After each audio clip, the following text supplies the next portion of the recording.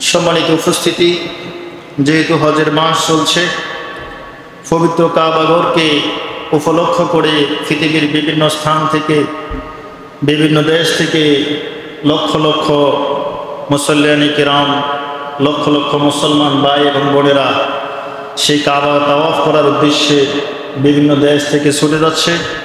আমরা সেজন্য সেই কাবাঘরের কিছু আজকে অলৌকিক নিদর্শন, ঐতিহাসিক কিছু নিদর্শন, যেগুলো আমাদের জানা একান্ত প্রয়োজনীয় মনে করেছি, সেই বিষয়গুলো নিয়ে আজকে ইনশাআল্লাহ আলোচনা করব। আল্লাহ সুবহানাহু ওয়া তাআলা যেন আমলের নিয়তে, জানার নিয়তে আমি যেন বলতে পারি, এবং আমরা যারা শুনবো আমরা যেন আমল নিয়তে শুনে আমল করতে পারি। আল্লাহ সুবহানাহু ওয়া তাআলা যেন আমাদেরকে সেই তৌফিক দান করে, আমরা বলি আমিন। আল্লাহ তাআলা বলছেন, ইন্না আউওয়ালা বাইতিন উদিআ লিন-নাসি লাল্লাযী বিবাক্কাতা মুবারাকান ওয়া হুদাল লিল আলামিন। আল্লাহ তাআলা ইরশাদ করছেন, নিঃসন্দেহে মানুষের জন্য সর্বপ্রথম যে ইবাদত গৃহটি নির্মিত হয়েছিল সেটি মক্কায় অবস্থিত। সুবহানাল্লাহ। ওয়া হুদাল লিল আলামিন। আল্লাহ তাআলা বলছেন, উদিয়া লিন-নাস লাল্লাযী বিবাক্কাতা মুবারাকা ওয়া হুদাল লিল আলামিন। এই ঘর যেটা, এই কাবা ঘরটাকে আল্লাহ সুবহানাহু ওয়া তাআলা কল্যাণ দিয়েছেন, বরকত দান করেছিল, এবং সমস্ত বিশ্ববাসীর জন্য হেদায়েতের মার্কাজ, হেদায়েতের কেন্দ্রবিন্দু হিসেবে আল্লাহ পরিণত করেছিল। সুবহানাল্লাহ। আল্লাহ তাআলা বলছেন, ফীহি আয়াতুম বাইয়িনাত। আল্লাহ তাআলা বলছেন, তার মধ্যে রয়েছে, অর্থাৎ ওই কাবাঘরের মধ্যে রয়েছে আয়াতুম বাইয়িনাত, সুস্পষ্ট কিছু নিদর্শন, সুস্পষ্ট কিছু আয়াত। মাকাম ইব্রাহিম, তার ভিতরে অন্যতম হচ্ছে মাকাম ইব্রাহিম। সুবহানাল্লাহ বলুন। আল্লাহ বলছেন, সেই কাবাঘরের মধ্যে রয়েছে কিছু সুস্পষ্ট আয়াত, সুস্পষ্ট নিদর্শন। তার ভিতরে অন্যতম প্রধান হলো মাকামে ইব্রাহিম। বিশ্বনবী মুহাম্মদুর রাসূলুল্লাহ সাল্লাল্লাহু আলাইহি ওয়াসাল্লাম সাহাবায়ে কেরামদেরকে নিয়ে তাওয়াফ করছিলেন। আবু বকর, ওমর, ওসমান রাদিয়াল্লাহু তাআলা আনহু সহ অধিকাংশ সাহাবায়ে কেরামদেরকে নিয়ে আল্লাহর নবী তাওয়াফ করতেছিলেন। মাকাম ইব্রাহিম বরাবর যখন আল্লাহর নবী আসলেন, হযরত ওমর জিজ্ঞাসা করলেন, ইয়া রাসূলুল্লাহ সাল্লাল্লাহু আলাইহি ওয়াসাল্লাম, এটা কি মাকাম ইব্রাহিম নয়? আল্লাহ নবী বললেন, হ্যাঁ, এটা মাকাম ইব্রাহিম।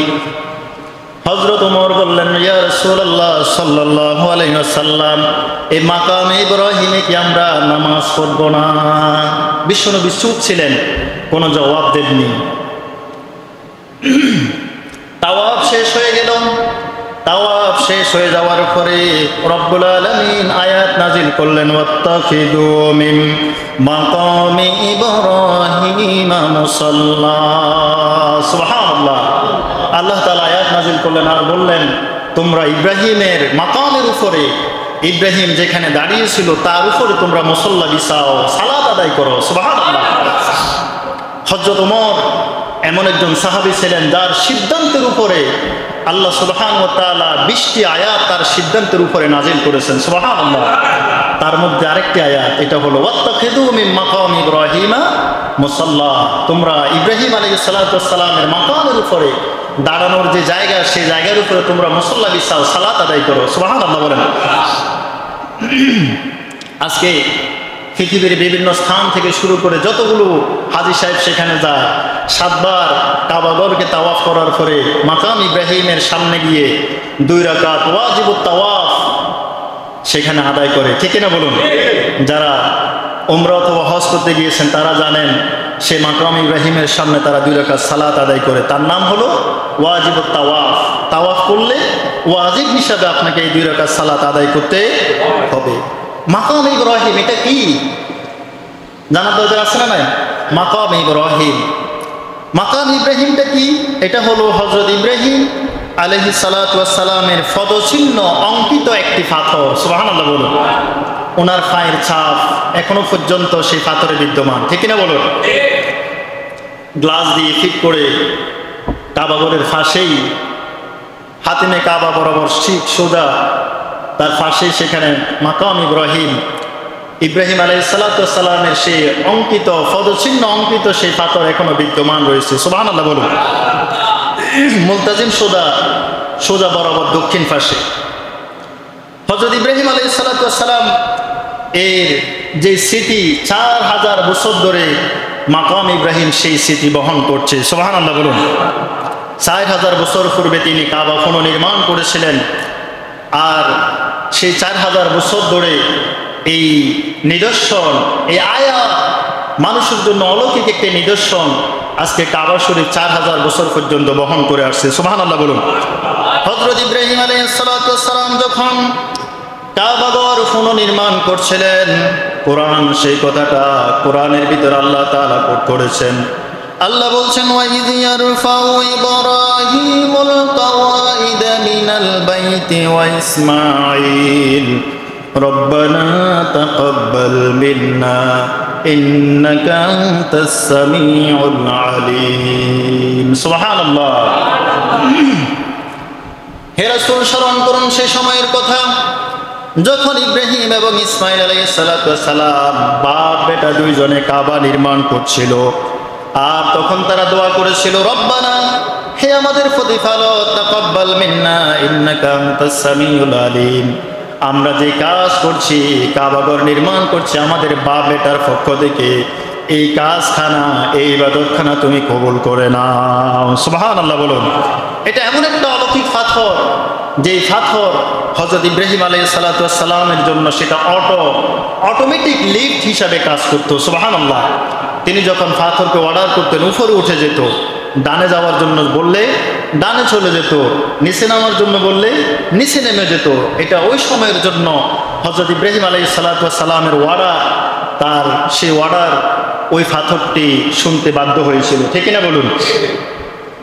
এটাকে আল্লাহ সুবহানাহু ওয়া তাআলা তার কাবার মধ্যে সবচাইতে গুরুত্বপূর্ণ আয়াত হিসাবে, সবচাইতে গুরুত্বপূর্ণ নিদর্শন হিসাবে আল্লাহ নিজেই ঘোষণা করেছেন। সুবহানাল্লাহ।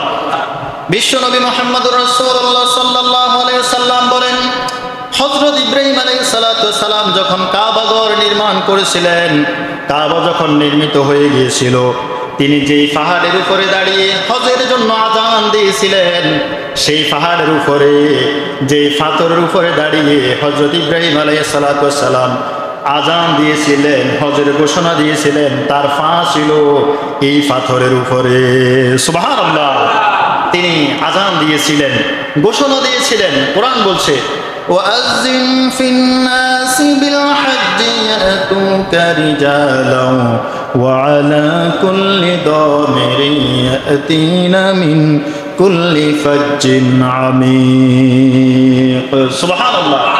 আল্লাহ তাআলা ঘোষণা করছেন, হে ইব্রাহিম, ওয়াজ্জিন ফিন্নাসি বিল হজ, হজের জন্য তুমি মানুষদেরকে আহ্বান করো, আযান দাও, হজের জন্য মানুষদেরকে আহ্বান করো। তোমার আহ্বান যারা শুনবে, আহ্বান হজের জন্য আযান শোনার পরে যে যেখান থেকে শুনবে, কেউ পায়ে হেঁটে, কেউ দুর্বল উষ্টির উপরে আরোহণ করে হজ পালন করার জন্য এই কাবার প্রান্তরে চলে আসবে। সুবহানাল্লাহ। হযরত ইব্রাহিম আলাইহিস সালাম বললেন, রব্বুল আলামিন, এমন একটা জায়গায় আপনি ঘর বানিয়েছেন, যে ঘরের আশেপাশে কোনো মানুষ নেই, কোনো গৃহ নেই, কোনো মানুষ নেই, বসবাস করার উপযোগী কোনো জায়গা নয়। আমি আমার সন্তান ইসমাঈল আলাইহিস সালাম এবং আমার স্ত্রী হাজেরা, এই মানুষগুলো ছাড়া এই মক্কার দুদু প্রান্তরে একটা মানুষও কোথাও নেই। আল্লাহ বললেন, ওয়াজ্জিন, তুমি আযান দাও, তোমার কাজ হলো আযান দেওয়া। সুবহানাল্লাহ বলুন। মনোযোগ আছে আপনাদের? কথা বলে না, মনোযোগ আছে? আওয়াজ করতে হবে।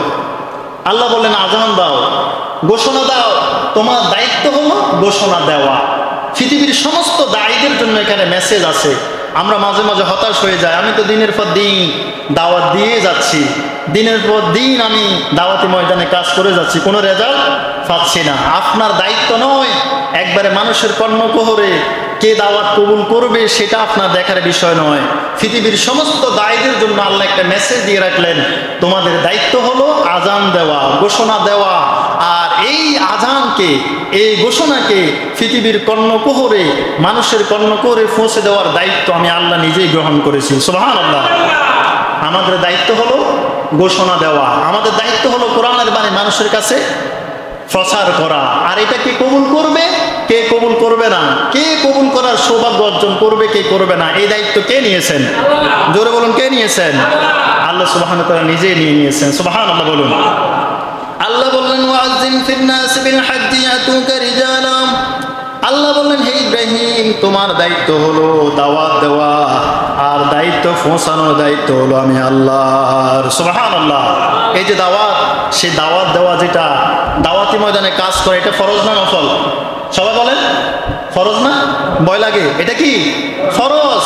আল্লাহ সুবহানাহু ওয়া তাআলা রাসূলকে নির্দেশ দিচ্ছেন, ইয়া আইয়ুহার রাসূল বাল্লিগ মা উনজিলা ইলাইকা মির রাব্বিক। আমি আপনার পক্ষ থেকে, আমার পক্ষ থেকে যে নিদর্শন, আমার পক্ষ থেকে যেই কথাটা আপনি শুনবেন, সেটা মানুষের কাছে পৌঁছিয়ে দেবেন।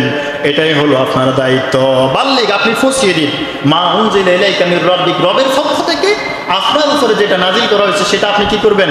মানুষদেরকে পৌঁছিয়ে দিবেন। আপনি দাওয়াত দিন, দাওয়াত দিতে থাকুন। দিন কখন প্রতিষ্ঠিত হবে, ইসলাম কখন প্রতিষ্ঠিত হবে, সেই জ্ঞান কার কাছে রয়েছে? কার কাছে রয়েছে? আল্লাহর কাছে সেই জ্ঞান রয়েছে। আল্লাহ বলছেন, ইউরিদুনা লিইউতফিউ নূরাল্লাহি বিআফওয়াহিহিম ওয়াল্লাহু মুতিম্মু নূরিহি ওয়ালাউ কারিহাল কাফিরুন। আল্লাহ বলছেন, তারা চায় কোরআনের দাওয়াতকে, কোরআনের বাণীকে মুখের ফুৎকার দিয়ে, মুখের ফু দিয়ে তারা নিভিয়ে দিতে চায়।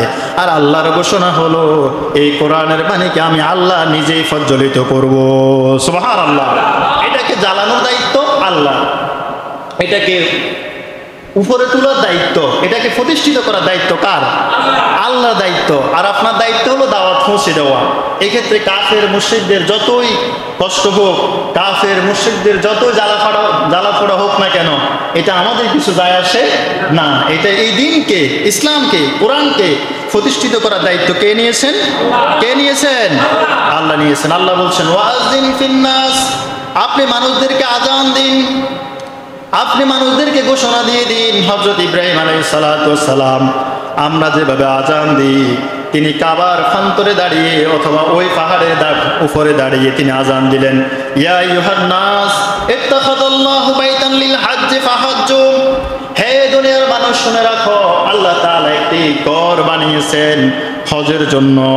তোমরা ফাহাজ্জু, তোমরা হজ করার জন্য বিভিন্ন প্রান্ত থেকে এই কাবার চত্বরে চলে আসো। সুবহানাল্লাহ। বিশ্বনবী মুহাম্মদুর রাসূলুল্লাহ সাল্লাল্লাহু আলাইহি ওয়াসাল্লাম এই আয়াতের ব্যাখ্যায় বলছেন, মায়ের রেহেমের ভিতরে এবং পিতার পৃষ্ঠদেশে যেই সন্তান সাধারণ বীর্য আকারে ছিল, তারাও যদি সেই দিন লাব্বাইক বলতে পেরেছিল, যারাই লাব্বাইক বলেছিল সেই দিন ইব্রাহিম আলাইহিস সালাতু ওয়াস সালামের আযানের সাথে যারাই লাব্বাইক বলেছিল, তারাই বলতে শুরু করবে, লাব্বাইক আল্লাহুম্মা লাব্বাইক লাব্বাইক লা শারীকা লাকা লাব্বাইক ইন্নাল হামদা ওয়ান নি'মাতা লাকা ওয়াল মুলক লা শারীকা লাক। সুবহানাল্লাহ। যারাই সেই দিন লাব্বাইক বলেছিল, তারাই কাবার প্রান্তরে গিয়ে লাব্বাইক বলার সৌভাগ্য অর্জন করতে পারবে। সুবহানাল্লাহ বলুন। এই লাব্বাইক, এই তালবিয়া এত গুরুত্বপূর্ণ যে ইহরাম পড়ার পরে, সবাই বলুন, ইহরাম পড়ার পরে, ইহরাম যখন পড়ে ফেলবে, কোরআন তেলাওয়াতের চাইতেও এই তালবিয়া ফাত ইহরামকারীর জন্য গুরুত্বপূর্ণ। সুবহানাল্লাহ। হাদিস শরীফে এসেছে, লাব্বাইক আল্লাহুম্মা লাব্বাইক লা শারীকা লাকা লাব্বাইক ইন্নাল হামদা ওয়ান নি'মাতা লাকা ওয়াল মুলক লা শারীকা লাক। এরপরে আর কোনো আওয়াজ, এরপরে কোনো বাক্য বাড়ানোর কোনো সুযোগ আছে?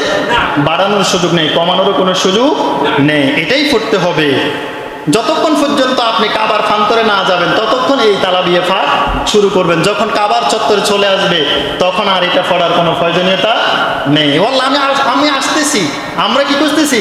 আপনি ডাক দিয়েছেন, আমরা ডাকে সাড়া দিয়ে আসতেছি। যখন এসে যাবে, তখন তালবিয়া পাঠ বন্ধ হয়ে যাবে। সুবহানাল্লাহ বলুন। আওয়াজ বন্ধ হয়ে যাবে। ইব্রাহিম আলাইহিস সালাতু ওয়াস সালামের স্মৃতি বিজড়িত সে মাকাম ইব্রাহিম, তার সম্পর্কে আল্লাহ নবী বলছেন, আনা দাওয়াত ইব্রাহিম, আমি হলাম ইব্রাহিম আলাইহিস সালাতু ওয়াস সালামের দাওয়াতের ফসল। সুবহানাল্লাহ বলো। তিনি দাওয়াত দিয়েছিলেন, তার ফসল হলাম আমি। তিনি দোয়া করেছিলেন আমাদের জন্য দোয়া করেছিলেন ইব্রাহিম আলাইহিস সালাতু ওয়াস সালাম। তিনি কি দোয়া করেছিলেন? কোরআন বলছেন, রব্বানা ওয়াবআথ ফীহিম রাসূলাম মিনহুম ইয়াতলু আলাইহিম আয়াতিকা ওয়া ইউআল্লিমুহুমুল কিতাবা ওয়াল হিকমাতা ওয়া ইউযাক্কিহিম ইন্নাকা আনতাল আজিজুল হাকীম। সুবহানাল্লাহ। তিনি আমাদের জন্য দোয়া করেছেন, রব্বানা ওয়াবআথ ফীহিম রাসূলাম মিনহুম, হে আল্লাহ তাআলা আমাদের বংশ থেকে আমাদের জন্য একজন রাসূল প্রেরণ করুন। সুবহানাল্লাহ। বিশ্বনবীর জন্য তাদের দোয়া ছিল, ওয়াবাস ফীহিম রাসূলা, আমাদের মধ্য থেকে, আমাদের গোষ্ঠী থেকে, আমাদের বংশ থেকে একজন রাসূল প্রেরণ করুন, যিনি ইয়াতলু আলাইহিম আয়াতিকা, যিনি আপনার আয়াতসমূহকে, আপনার নিদর্শনসমূহকে আমাদেরকে তেলাওয়াত করে করে শোনাবেন। ওয়া ইউআল্লিমুহুমুল কিতাব, যিনি আমাদেরকে কিতাব শিক্ষা দেবেন। ওয়াল হিকমা, যিনি আমাদেরকে হিকমা প্রজ্ঞা শিক্ষা দিবেন। ওয়া ইউযাক্কিহিম, যিনি আমাদেরকে পবিত্র করবেন। সুবহানাল্লাহ বলুন। হযরত ইব্রাহিম আলাইহিস সালাতু ওয়াস সালাম এবং ইসমাঈল আলাইহিস সালাতু ওয়াস সালাম দোয়া করছিলেন, আর হযরত ইসমাঈল আমিন বলেছিলেন। সুবহানাল্লাহ। যিনি দোয়া করেছিলেন তিনি মুসলিম মিল্লাতের পিতা। সুবহানাল্লাহ বলুন। তিনি কি মুসলিম মিল্লাতের আব্বা? তিনি কি জোরে বলেন, তিনি কে? আব্বা। কে বলছেন সেই কথা? আল্লাহ বলছেন, মিল্লাতা আবিকুম ইব্রাহিম হুয়া সাম্মাকুমুল মুসলিমিন। ইব্রাহিম হলো পুরা মুসলিম মিল্লাতের আব্বাজান। সুবহানাল্লাহ বলুন।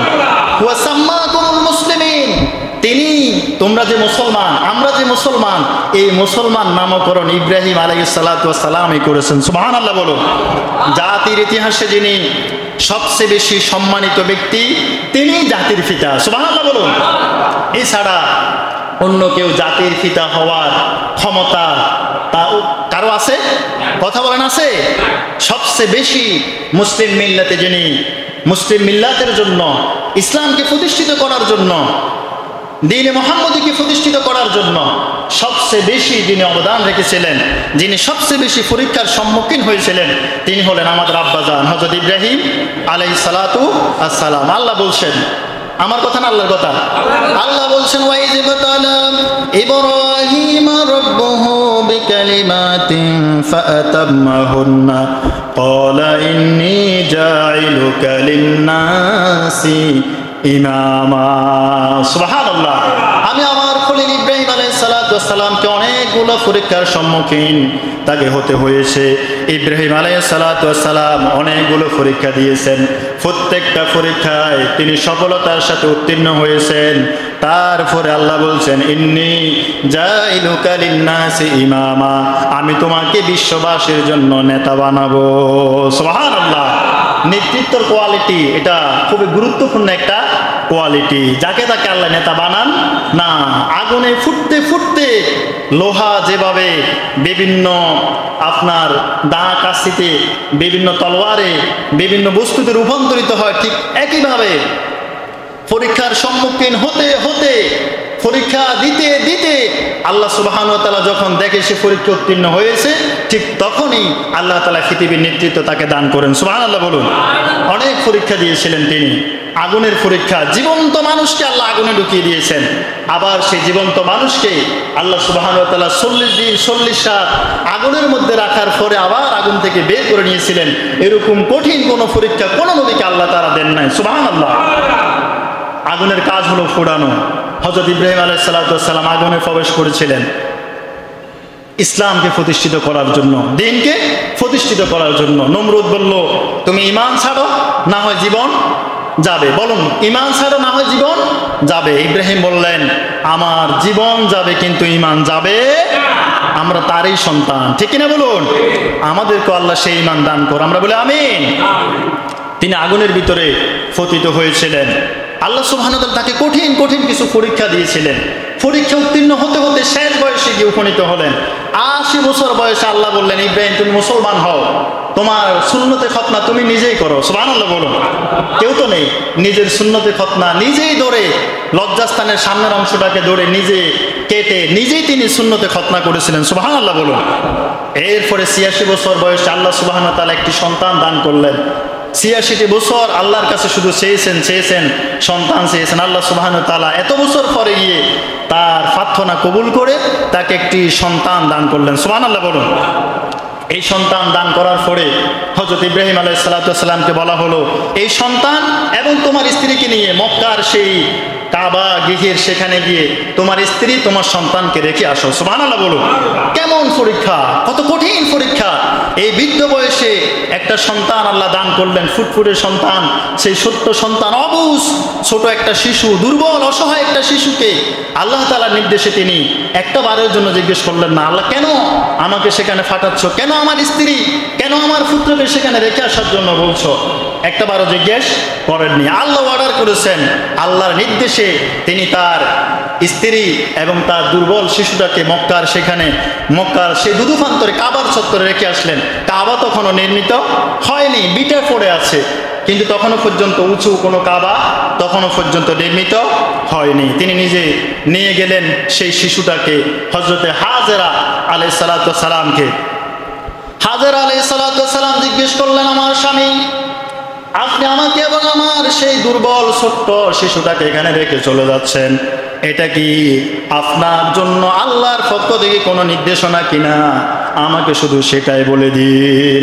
হযরত ইব্রাহিম আলাইহিস সালাম বললেন, আমি আমার স্ত্রীকে, আমার সন্তানকে আল্লাহর নির্দেশ বাস্তবায়ন করার জন্য এখানে রেখে চলে যাচ্ছি, সুবহানাল্লাহ। আল্লাহর নির্দেশ আমি রেখে যাচ্ছি। হযরত হাজেরা একটাবার কোনো কথা বলেননি। যখনই শুনেছেন আল্লাহর নির্দেশ, তখনই তার মুখ থেকে কোনো কথা বের হয়নি। কি জাতের মহিলা ছিলেন, কেমন তুলনাবিহীন, ইতিহাসের এক তুলনাবিহীন একজন মহিলা ছিলেন, যিনি যখন শুনেছেন আল্লাহর নির্দেশ, একটা বারের জন্য স্বামীকে কোনো প্রশ্ন করেননি, রেখে চলে যাচ্ছেন।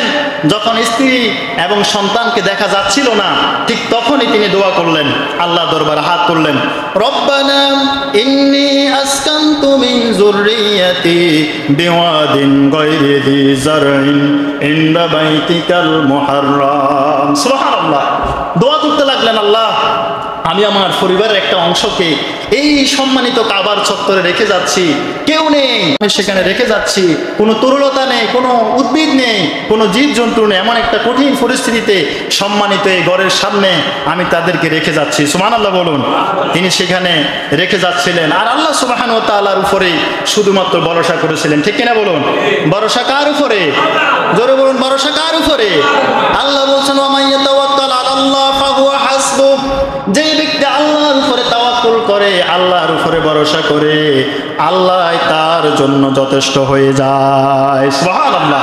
আল্লাহর উপরে ভরসা করলে আল্লাহ তার জন্য যথেষ্ট। তিনি দোয়া করলেন যে আমি এমন জায়গায় রেখে যাচ্ছি, এক মশক পানি, কয়েকটা খেজুর ছাড়া আর কিচ্ছু নেই, খাওয়ার মতো কিছু নেই। তিনি দোয়া করলেন, রব্বানা ইন্নী আসকানতু মিন যুররিয়াতি বিওয়াদিন গায়রি যি যারইন ইনদা বাইতিকাল মুহাররাম ربنا ليقيموا الصلاة فاجعل أفئدة من الناس تهوي إليهم وارزقهم من الثمرات। সুবহানাল্লাহ।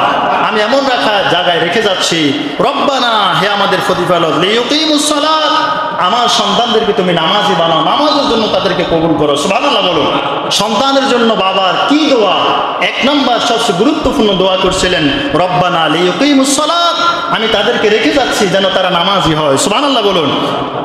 ফাজআল আফিদাতাম মিনান নাস তাহবি ইলাইহিম, আমি এমন একটা জায়গায় আমার স্ত্রী এবং সন্তানকে রেখে যাচ্ছি, কোনো মানুষ নেই, কোনো জন নেই, পৃথিবীর সমস্ত মানুষের মন, পৃথিবীর সমস্ত মানুষের অন্তর এই কাবা ঘরের দিকে, আমার স্ত্রী এবং আমার সন্তানের দিকে তাদের মনকে সেদিকে নিয়োজিত করে দাও, সুবহানাল্লাহ। পৃথিবীর সমস্ত মানুষের মন এখন আকৃষ্ট হয় সেই কাবার দিকে, ঠিক কিনা বলুন? এটা হচ্ছে হযরত ইব্রাহিম আলাইহিস সালামের দোয়ার ফসল। তিনি বলেছিলেন, এমন জায়গায় রেখে যাচ্ছি যে কাবা ঘরের সামনে রেখে যাচ্ছি আমার স্ত্রী এবং আমার সন্তানকে, পৃথিবীর সমস্ত মানুষের মনকে আকৃষ্ট করে এই কাবার প্রতি তাদেরকে আকৃষ্ট করে দাও, সুবহানাল্লাহ বলুন। সমস্ত মানুষ আজকে কাবার দিকে আকৃষ্ট হচ্ছে, সমস্ত মানুষ পৃথিবীর সমস্ত মুসলমানরা সেই কাবার দিকে লক্ষ লক্ষ বনি আদম সেই কাবার দিকে দাবিত হচ্ছে, ঠিক কিনা বলুন? এরপরে বলছেন তাহবি ইলাইহিম ওয়ারযুকহুম মিনাস সামারাত। আমি জানি হযরত ইব্রাহিম আলাইহিস সালাতু ওয়াস সালাম দোয়া করছেন এমন জায়গায় রেখে যাচ্ছি যেখানে কোনো ফল ফলাদি উৎপন্ন হয় না। পৃথিবীতে যত ফল ফলাদি উৎপন্ন হয় সমস্ত ফল ফলাদির ব্যবস্থা এই কাবার চত্বরে, এখানে তুমি ব্যবস্থা করে দাও। আজকে পৃথিবীতে যত ফল উৎপন্ন হয়, যেখানে যত ফল, সব ফল ফ্রেশ তাজা সেই মক্কাতে পাওয়া যায়। সুবহানাল্লাহ বলুন। উৎপন্ন হয় না, কিন্তু ব্যবস্থা যিনি করে দিয়েছেন তিনি কে? জোরে বলুন, তিনি কে? আছে না নাই? আছে না? সমস্ত ফল পৃথিবীর সব জায়গায় কিন্তু আপনি সেই ফলগুলো পাবেন না, কিন্তু ব্যবস্থা আল্লাহ করে দিয়েছেন। উৎপন্ন হয় না, কিন্তু সেখানে সব তাজা তাজা ফল পাওয়া যায়। সুবহানাল্লাহ বলুন। তাহলে দেখুন হযরত ইব্রাহিম আলাইহিস সালাম দোয়া করছেন যে আমার এই ছেলেগুলোকে, আমার ছেলে, আমার স্ত্রী, তাদেরকে তুমি রক্ষা করো, তাদেরকে তুমি হেফাজত করো এবং পৃথিবীর সমস্ত মানুষদেরকে এই ঘরের দিকে আকৃষ্ট করে দাও। সুবহানাল্লাহ বলুন। সে আকৃষ্ট আল্লাহ করেছিলেন কিনা? আল্লাহ তাআলা করে দিয়েছেন। এই জন্য আল্লাহ বলছেন ওয়াত্তাখিযু মিন মাকাম ইব্রাহিম মুসাল্লা, তোমরা ইব্রাহিম আলাইহিস সালামের মাকামের উপরে, ইব্রাহিম আলাইহিস সালামের দাঁড়ানোর যে জায়গা, সেই জায়গাটাকে তোমরা নামাজের মুসল্লা হিসাবে গ্রহণ করো। সুবহানাল্লাহ। সবচাইতে গুরুত্বপূর্ণ আয়াত, সবচাইতে গুরুত্বপূর্ণ যে নিদর্শন কাবার, এক নম্বর হলো মাকামে ইব্রাহিম। সুবহানাল্লাহ বলুন। এরপরে মক্কার ঐতিহাসিক নিদর্শনের ভিতরে 2 নম্বর যেটা হলো হাজরে আসওয়াদ। সুবহানাল্লাহ বলুন। কালো পাথর দেখছেন না?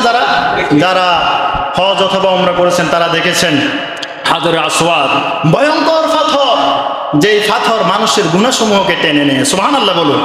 এটা এমন একটা পাথর যেই পাথরে বিশ্বনবী মুহাম্মদুর রাসূলুল্লাহ সাল্লাল্লাহু আলাইহি ওয়াসাল্লামের ঠোঁট লেগেছে। সুবহানাল্লাহ। পৃথিবীর কোনো পাথরে বিশ্বনবী চুমা দেননি, একটি মাত্র পাথরে বিশ্বনবী চুমা দিয়েছিলেন। সেই পাথরটার নাম হলো হাজরে আসওয়াদ, কালো পাথর, ব্ল্যাক স্টোন। সুবহানাল্লাহ।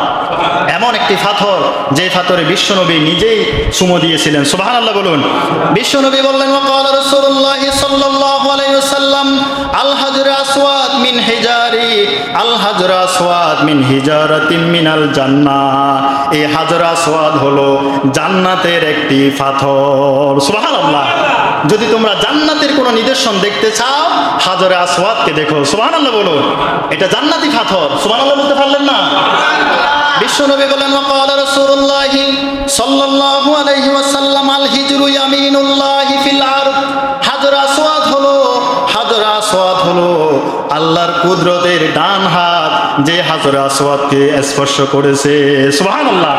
কেউ যদি হাজরে আসওয়াদকে চুমু দেয় তাহলে সে আল্লাহর কুদরতের ডান হাতকে চুমু দিয়েছে। সুবহানাল্লাহ।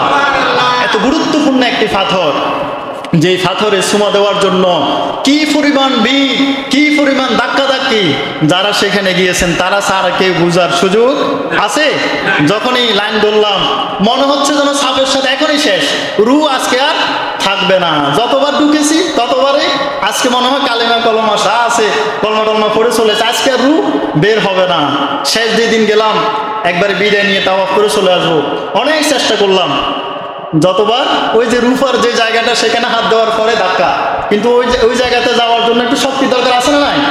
কিছু মানুষদেরকে দেখলাম কি শক্তি, কিছু বিভিন্ন আফ্রিকান শক্তিশালী মানুষগুলো আল্লাহু আকবার বলে যে দৌড় মারে, তাদেরকে 2-4 জনেও দৌড় রাখতে পারে না। মনে হয় তাদের উপরে কোনো কি জিন টিন মনে হয় আশ্রয় করেছে, এরকম একটা অবস্থা সৃষ্টি হয়ে যায়। এ কঠিন একটা অবস্থা, হাজরে আসওয়াদকে চুমা দেওয়ার জন্য পৃথিবীর সমস্ত মানুষ সেই জায়গাতে গিয়ে অবস্থিত হয়ে যায়। সুবহানাল্লাহ বলুন।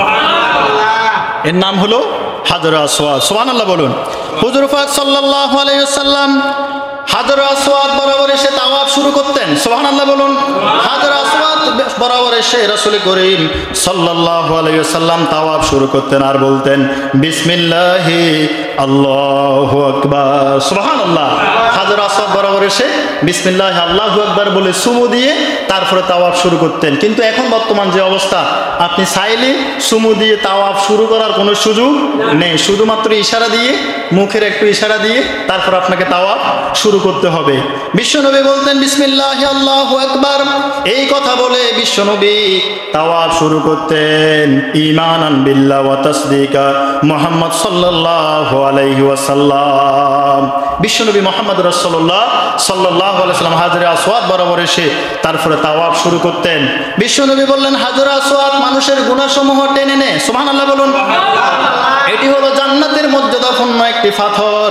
হযরত ইবনে আব্বাস রাদিয়াল্লাহু তাআলা আনহু বলেন, জান্নাতের যে গুরুত্বপূর্ণ পাথর তার ভিতরে একটি পাথর হলো হাজরে আসওয়াদ। এটা যখন জান্নাত থেকে যখন পৃথিবীতে এসেছিল দুধের চাইতেও সাদা ছিল। মানুষের গুনাহসমূহ টানতে টানতে হাজরে আসওয়াদ কালো বর্ণ ধারণ করেছে। সুবহানাল্লাহ। এটা জান্নাতি পাথর। এটা কি পাথর? জান্নাতি পাথর। সুবহানাল্লাহ বলুন। অন্য একটি হাদিসে রাসূল বলছেন, হাজরে আসওয়াদ মানুষের পাপসমূহ ধারণ করে। মানুষ যদি হাজরে আসওয়াদ এবং মাকাম ইব্রাহিমকে যদি স্পর্শ না করত, তাহলে কোনো অসুস্থ ব্যক্তি সে হাজরে আসওয়াদ এবং মাকাম ইব্রাহিমকে স্পর্শ করলে আল্লাহর হুকুমে আল্লাহ তাকে সুস্থ করে দিত। সুবহানাল্লাহ। এটা তো গুরুত্বপূর্ণ একটি পাথর। হযরত আব্দুল্লাহ ইবনে উমর রাদিয়াল্লাহু তাআলা আনহু বলছেন, আমি রাসূলুল্লাহ সাল্লাল্লাহু আলাইহি সাল্লাম থেকে বলতে শুনেছি, দুইটি রোকন রাসূল স্পর্শ করেছেন। কয়টি? কয়টি? দুইটি। একটি হলো হাজরে আসওয়াদ, আরেকটা হলো রুকনে ইয়ামানি। এই দুইটি জায়গাকে রাসূল স্পর্শ করেছেন। আর চুমু দিয়েছেন হাজরে আসওয়াদে, আর রুকনে ইয়ামানি যেটা সেটাকে স্পর্শ করেছেন, গাল লাগিয়েছিলেন কিন্তু চুমু দিয়েছেন, এরকম বর্ণনা সহিহ হাদিস দ্বারা প্রমাণিত নয়। হাজরে আসওয়াদ এমন কঠিন পাথর, যেই পাথরকে আল্লাহ সুবহানাহু ওয়া তাআলা কিয়ামতের ময়দানে মানুষের জন্য সাক্ষী দেওয়ার ক্ষমতা দান করিয়ে দেবেন। সুবহানাল্লাহ। হাজরে আসওয়াদ মানুষদের জন্য সাক্ষী দেবেন। সাক্ষী দেওয়ার মতো ক্ষমতা আল্লাহ হাজরে আসওয়াদকে দেবেন। কিয়ামতের ময়দানে তাকে উপস্থিত করা হবে। তার দুইটি চোখ থাকবে। সুবহানাল্লাহ বলেন। তার দুইটি চোখ থাকবে যা দিয়ে সে দেখতে পাবে। তার জবান থাকবে যা দিয়ে সে কথা বলতে পারবে। লোকদের মধ্যে ওই সমস্ত লোকেরা যারা হাজরে আসওয়াদকে সুন্দর করে ভদ্রতার সাথে চুমু দিয়েছিল, তাদের জন্য সুপারিশ করার মতো সক্ষমতা সে হাজরে আসওয়াদকে আল্লাহ দান করে দিবেন। সুবহানাল্লাহ। বিশ্বনবী চুমু দিয়েছিলেন, এটা যেমন তেমন কোনো কথা নয়। সুবহানাল্লাহ বলেন। এরপরেও হযরত ওমর ইবনুল খাত্তাব রাদিয়াল্লাহু তাআলা আনহু যখন হাজরে আসওয়াদ বরাবর আসতেন, খুবই খেয়াল করুন, হাজরে আসওয়াদ বরাবর আসলে হযরত ওমর ইবনুল খাত্তাব রাদিয়াল্লাহু তাআলা আনহু সে হাজরে আসওয়াদ বরাবর দাঁড়িয়ে বলতেন, ইন্নী আ'লামু আন্নাকা হাজর। হে পাথর, আমি তোমাকে লক্ষ্য করে বলছি, ইন্নী আ'লামু, আমি জানি, আন্নাকা হাজর, তুমি একটি পাথর ছাড়া আর কিছু নয়। সুবহানাল্লাহ। ইন্নী আ'লামু আন্নাকা হাজর লা তাদুররু ওয়া লা তানফাউ, আমি এটাও জানি তুমি মানুষের কোনো ভালো করতে পারো না, মানুষের কোনো মন্দ করতে পারো না। সুবহানাল্লাহ। ভালো মন্দ করার কোনো ক্ষমতা তোমার নেই। ভালো মন্দ করার ক্ষমতা কার আছে? খায়রিহি ওয়া শাররিহি মিনাল্লাহি তাআলা। এই ঘোষণা আমরা দিছি কিনা? কথা বলেন। দিয়েছি। হযরত ওমর বলতেন, আমি জানি তুমি শুধু পাথর, তুমি একটি পাথর, আমি তোমাকে এজন্যই চুমু দিই যেহেতু রাসূল তোমাকে কি করেছেন? চুমু দিয়েছেন। রাসূলের ঠোঁট, রাসূলুল্লাহ সাল্লাল্লাহু আলাইহি ওয়াসাল্লামের ঠোঁট মোবারক তোমার গায়ে লেগেছে, সেজন্য আমি ওমরও তোমার গায়ে কি করছি? চুমু দিচ্ছি। ওয়ালাউলা আন্নী রাআইতুন নবী সাল্লাল্লাহু আলাইহি সাল্লাম ইউকাব্বিলুকা মা কাব্বালতুকা, যদি রাসূল তোমাকে চুমু না দিত আমিও তোমাকে চুমু দিতাম না। ঈমানকে শিরক মুক্ত করার জন্য হযরত ওমর কেমন পদক্ষেপ নিয়েছেন। সুবহানাল্লাহ। যে হাজরে আসওয়াদ চুমু দিলে আপনার গুনাহসমূহ টেনে বের করে, গুনাহসমূহ টেনে নেয়, সে হাজরে আসওয়াদের সামনে হযরত ওমর বলছেন, যদি রাসূল চুমু না দিত তুমি হাজরে আসওয়াদকে আমি জীবনেও চুমা দিতাম না। আমি জানি তুমি শুধুমাত্র একটি পাথর, আমি জানি কি তুমি শুধুমাত্র একটি পাথর, পাথর ছাড়া তুমি আর কিচ্ছু নয়। সুবহানাল্লাহ বলেন। ঈমান কাকে বলে? ঈমান কাকে বলে? ঈমানের স্পিড কেমন, সেই বিষয়টা আমাদেরকে হযরত ওমর থেকে রাদিয়াল্লাহু তাআলা আনহু থেকে আমাদেরকে শিক্ষা নিতে হবে। এই হাজরে আসওয়াদ যেমন পাথর, হযরত আদম আলাইহিস সালাতু ওয়াস সালাম জান্নাত থেকে এই পাথর নিয়ে এসেছিলেন। সুবহানাল্লাহ বলুন। এটা হলো কাবার চত্বরে অন্যতম গুরুত্বপূর্ণ একটি আয়াত, নিদর্শন। সুবহানাল্লাহ। তাহলে প্রথম বললাম মাকামে ইব্রাহিম, 2 নম্বর হাজরে আসওয়াদ, এরপরে 3 নম্বর হলো রুকনে ইয়ামানি। কাবাগরের গুরুত্বপূর্ণ আরেকটি রুকন, গুরুত্বপূর্ণ আরেকটি নিদর্শন হলো রুকনে ইয়ামানি, যেটা কাবা শরীফের 60টা রুকন রয়েছে। কয়টি রুকন? 60টি রুকন, অর্থাৎ 60টি কোণা রয়েছে, 4 কোণা বিশিষ্ট কাবা। এরপরে তাওয়াফ যেখান থেকে শুরু হয় সেটা হলো রুকনে হাজরে আসওয়াদ, সেটা হলো রুকনে হাজরে আসওয়াদ। এরপরে হলো তার পরবর্তী রুকন, সেটা হলো রুকনে ইরাকি, তারপরে হলো রুকনে শামি, এরপরে যেটা রুকনে ইয়ামানি, এটা হলো রুকনে ইয়ামানি। এই রোকনটা, এই ফিলারটা ইবনে ওমর রাদিয়াল্লাহু তাআলা আনহু রাসূল সাল্লাল্লাহু আলাইহি ওয়াসাল্লাম থেকে বলছেন, হাজরে আসওয়াদ এবং রুকনে ইয়ামানি উভয়কে স্পর্শ করলে পাপ মোচন হয়ে যায়। সুবহানাল্লাহ বলুন। দুইটি রোকনকে স্পর্শ করা যাবে, একটা হলো হাজরে আসওয়াদ, 2 নম্বর হলো রুকনে ইয়ামানি। রাসূল সাল্লাল্লাহু আলাইহি ওয়াসাল্লাম রুকনে ইয়ামানি স্পর্শ করেছেন, চুমু দিয়েছেন, এই মর্মে কোনো হাদিস, সঠিক হাদিস নেই, যদিও এটারও একটা বর্ণনা আছে যে তিনি 2টা জায়গাতে চুমু দিয়েছেন, তবে একবারে সহি হাদিস হলো রাসূল সাল্লাল্লাহু আলাইহি সাল্লাম রুকনে ইয়ামানি স্পর্শ করেছেন আর হাজরে আসওয়াদে চুমু দিয়েছেন। সুবহানাল্লাহ বলুন। এই রুকনে ইয়ামানি এটা হলো পূর্ব পাশের, কাবাগরের পূর্ব পাশে যে দেওয়াল, সেই দেওয়াল হলো রুকনে ইয়ামানি। এরপরে পশ্চিম পাশে যে দেওয়াল, সেই দেওয়াল কয়েকবার ভাঙা হয়েছে, কয়েকবার ভাঙ্গা হয়েছে, যেখানে হাতিমে কাবা রয়েছে, কাবার বাহিরের যে অংশ, কেউ কেউ বলছেন হাতিমে কাবা কাবারও একটি অংশ, সেই পশ্চিম পাশের যে দেওয়াল, সেই দেওয়াল কয়েকবার ভাঙ্গা হয়েছে। কিন্তু পূর্ব পাশে যে দেওয়াল, সেই দেওয়াল, সেই রুকনে ইয়ামানি যেটা, সেটা হযরত ইব্রাহিম আলাইহিস সালাম যে গাঁথনি দিয়েছেন, সেই গাঁথনির উপরে আজকে 4000 বছর ধরে এখনো পর্যন্ত সেই রুকনে ইয়ামানি পূর্ব পাশের দেওয়াল এখনো পর্যন্ত ইব্রাহিম আলাইহিস সালাম যে গাঁথনি দিয়েছেন, সেই গাঁথনির উপরে বিদ্যমান। সুবহানাল্লাহ বলো। এরপরে রাসূল সাল্লাল্লাহু আলাইহি সাল্লাম বলছেন, প্রত্যেক তাওয়াফে রাসূল সাল্লাল্লাহু আলাইহি ওয়াসাল্লাম এটা স্পর্শ করেছেন। যখন রুকনে ইয়ামানি স্পর্শ করেছেন, তারপরে রাসূল বলেছেন, একটা দোয়া পড়েছেন, রব্বানা আতিনা ফিদ দুনিয়া হাসানাতাও ওয়া ফিল আখিরাতি হাসানা ওয়া কিনা আযাবান নার। সুবহানাল্লাহ বলো।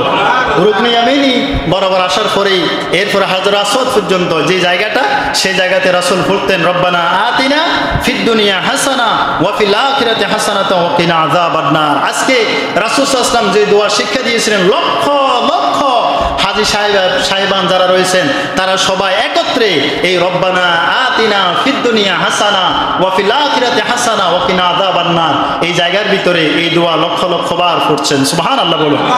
যদিও হাজী সাহেব যারা রয়েছেন, মুআল্লিমরা বিভিন্ন দোয়া মানুষদেরকে শেখানোর কাজে ব্যস্ত থাকে, এত দোয়া এত কিছু যেগুলো মানুষদেরকে শেখানো হয়, এই সবগুলো কিন্তু হাদিস দ্বারা প্রমাণিত নয়। একটা হাদিস দ্বারা প্রমাণিত, সেটা হলো রব্বানা আতিনা ফিদ দুনিয়া হাসানা ওয়া ফিল আখিরাতি হাসানা ওয়া কিনা আযাবান নার। সুবহানাল্লাহ বলুন। এরপরে রাসূলুল্লাহ সাল্লাল্লাহু আলাইহি সাল্লাম যখন তাকবীর তাওয়াফ যখন শুরু করতেন, তখন তিনি পড়তেন সুবহানাল্লাহি ওয়া বিহামদিহি সুবহানাল্লাহি ওয়া বিহামদিহি সুবহানাল্লাহিল আযীম। আল্লাহু আকবার বলে, তাকবীর দিয়ে আল্লাহর আওয়াজকে, আল্লাহর তাকবীরকে বুলন্দ করে তিনি কি করতেন, তাওয়াফ শুরু করতেন। সেটা হলো আপনার হাজরে আসওয়াদ থেকে তিনি শুরু করতেন। সুবহানাল্লাহ বলুন। হযরত ওমর রাদিয়াল্লাহু তাআলা আনহু তিনিও যখন প্রত্যেকটা সফরে যখনই তিনি রুকনে ইয়ামানি স্পর্শ করতেন, তখনই তিনি রব্বানা আতিনা ফিদ দুনিয়া হাসানা এটা বলতে বলতে এখান থেকে শুরু করতেন।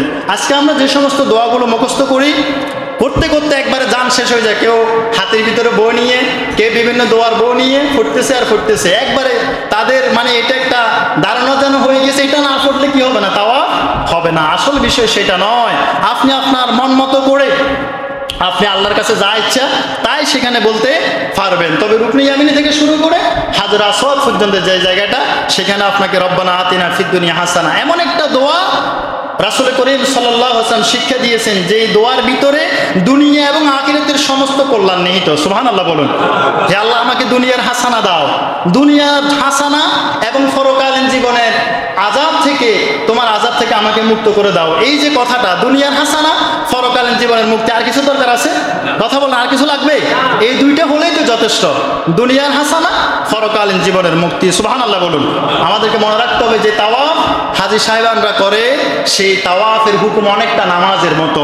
নামাজ যেভাবে অপবিত্র অবস্থায় পড়া যায় না, তারপরে বিনা ওযুতে পড়া যায় না, এবং হাইজা নারী, অসুস্থ নারী যারা, তারা যেভাবে নামাজ পড়তে পারে না, ঠিক একইভাবে কাবার চত্বরে বিনা ওযুতে তাওয়াফ করা যায় না, তাওয়াফ করা যায় না। তারপরে অপবিত্র অবস্থায় কাবা তাওয়াফ করা যায় না। এরপরে হাইজা নারী, অসুস্থ নারী যারা, তারাও কাবা কি করতে পারবে না, তাওয়াফ করতে পারবে না। পার্থক্য হচ্ছে একটা জায়গায়, সেটা হলো নামাজের ভিতরে কথা বলার কোনো সুযোগ নেই, তবে তাওয়াফের ভিতরে কথা বলার সুযোগ আছে, তবে অপ্রয়োজনীয় কথা বলতে নিষেধ করা হয়েছে। এই বিষয়গুলো আমাদেরকে মনে রাখতে হবে। রাসূল করিম সাল্লাল্লাহু আলাইহি ওয়াসাল্লাম বলেন, রুকনে ইয়ামিনী এমন একটা রুকন, এমন একটা জায়গা, যেই জায়গার সামনে 70,000 ফেরেশতা দাঁড়িয়ে আছে। সুবহানাল্লাহ। হাজী সাহেবানরা যখন রব্বানা আতিনা ফিদ দুনিয়া হাসানাতাও ওয়া ফিল আখিরাতি হাসানাতাও ওয়া কিনা আযাবান নার, এই দোয়াটা যখন করে 70,000 ফেরেশতা হাজী সাহেবানদের সাথে সাথে আমিন বলতে থাকে। সুবহানাল্লাহ। ফেরেশতাদেরকে আমরা দেখতে পাই না, কিন্তু নবীরা দেখতে পায় কিনা? নবীরা দেখতে পায়। বিশ্বনবী তাওয়াফ করছিলেন, হঠাৎ করে দেখতে পেলেন হযরত ঈসা আলাইহিস সালাতু ওয়াস সালাম, তিনিও তাওয়াফ করছেন। সুবহানাল্লাহ বলুন। হযরত ঈসা আলাইহিস সালাতু ওয়াস সালাম তাওয়াফ করছেন, সামনে পিছনে দুইজন ফেরেশতা তাকে গার্ড দিচ্ছে। সুবহানাল্লাহ বলুন। দুইজন ফেরেশতা হযরত ঈসা আলাইহিস সালাতু ওয়াস সালামকে গার্ড দিচ্ছে, তাকে নিরাপত্তা দিচ্ছে। দুইজনের সাথে দেখা হলো, কৌশল বিনিময় হয়ে গেল। সুবহানাল্লাহ বলুন। ফেরেশতারা তাকে ঘিরে রেখেছেন।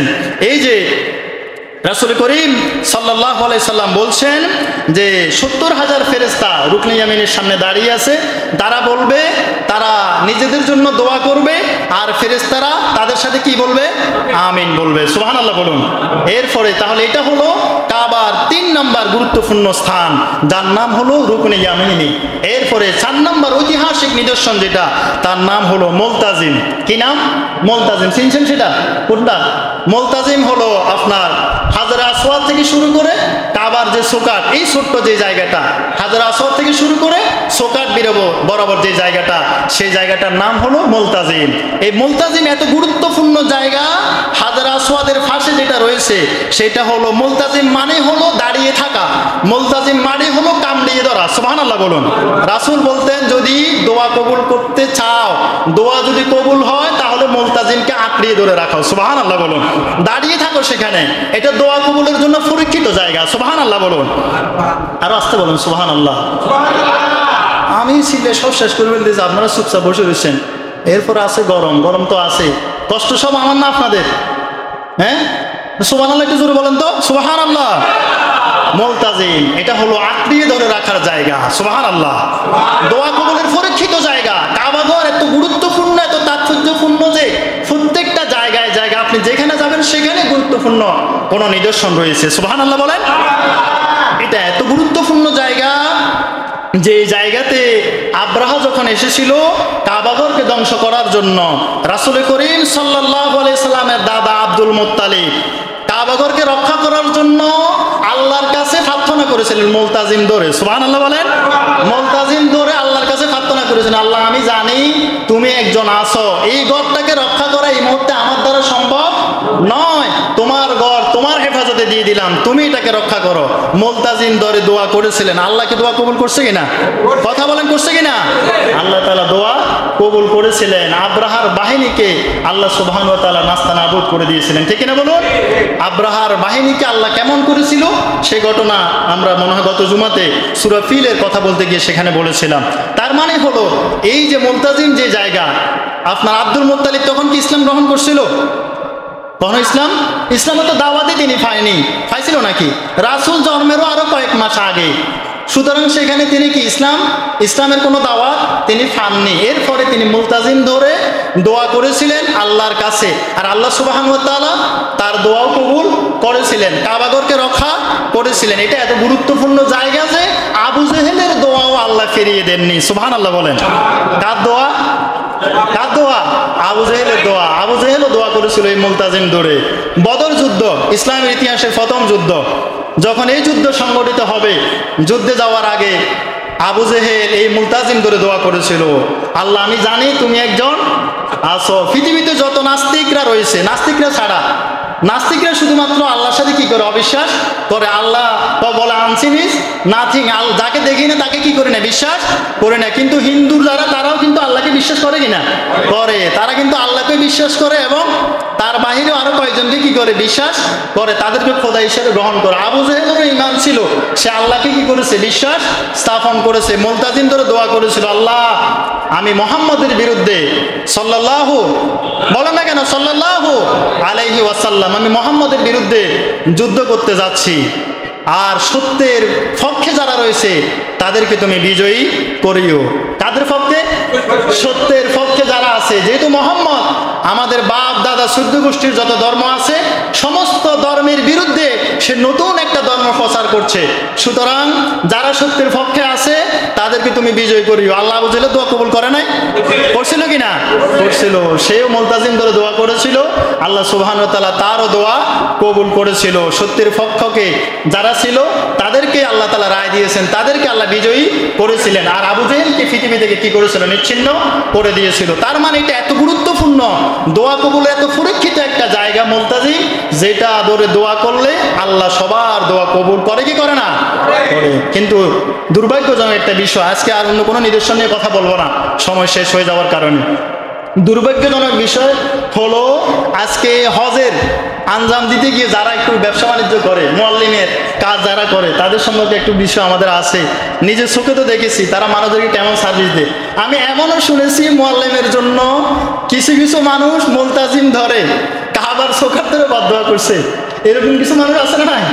আছে। যারা হজের ব্যবসা বাণিজ্য করে তারা সাবধান হয়ে যেতে হবে। তারা বলে যে আল্লাহ এই বেচারা আমাদেরকে এখানে কেন নিয়ে এসেছিল, এত কষ্ট কেন দিচ্ছে, আল্লাহ তার কি করো, তার ব্যবস্থা তুমি করে নিও। এরকম কিছু কাজ মানুষ করে। খবরদার, এই কাবাগরের চারপাশে যে জায়গাগুলো রয়েছে প্রত্যেকটা জায়গা দোয়া কবুলের জন্য অন্যতম জায়গা। মুলতাজিম ধরে যেটা দোয়া করবেন সেটা আল্লাহ কবুল করবে। হাজর আসওয়াদ ধরে দোয়া করবেন, দোয়া কবুল করবে। মাকাম ইব্রাহিমের সামনে গিয়ে নামাজ পড়বেন, দোয়া কবুল হয়ে যাবে। রুকনে ইয়ামিনে স্পর্শ করবেন, দোয়া কবুল হয়ে যাবে। এরপরে জমজম কূপ আছে না নাই?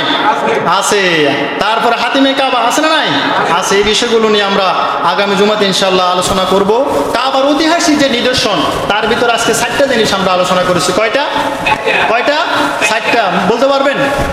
1 নাম্বার মাকামে ইব্রাহিম, 2 নাম্বার হলো হাজর আসওয়াদ, 3 নাম্বার রুকনে ইয়ামানি, 4 নাম্বার হলো মুলতাজিম। এই 4টা গুরুত্বপূর্ণ বিষয়, ঐতিহাসিক নিদর্শন, যেগুলো দোয়া কবুলের গুরুত্বপূর্ণ জায়গা, এই বিষয়গুলো নিয়ে আমরা আলোচনা করেছি। আল্লাহ সুবহানাহু ওয়া তাআলা আমাদেরকে কবুল করুন। আমরা যেন এই রুকনে ইয়ামিনি হাজর আসওয়াদকে যেন আমরা সুমা দিতে পারি, আল্লাহ তাআলা আমাদেরকে তৌফিক দাও, আমরা বলে আমিন। মাকাম ইব্রাহিম যেন আমরা নিজের চোখে দেখতে পারি, আল্লাহ তৌফিক দাও, আমরা বলে আমিন। আমরা যেন এই বিষয়গুলো দেখে, নিজের চোখে দেখে হজ এবং উমরা পালনের মাধ্যমে আমাদের জীবনকে পরিশুদ্ধ করতে পারি। হজের যে আমাদের একটা হজের প্রতি আমাদের যে একটা উদাসীনতা, আমাদের ফরজ হয়ে যাওয়ার পরেও যে আমাদের একটা উদাসীনতার ভাব, সেই ভাবটা যেন আল্লাহ তাআলা দূর করে হজের প্রতি আমাদের মনকে আকৃষ্ট করে। আল্লাহ তাআলার নিকট তৌফিক কামনা করছি। ওয়া মা তৌফিক ইল্লা বিল্লাহ।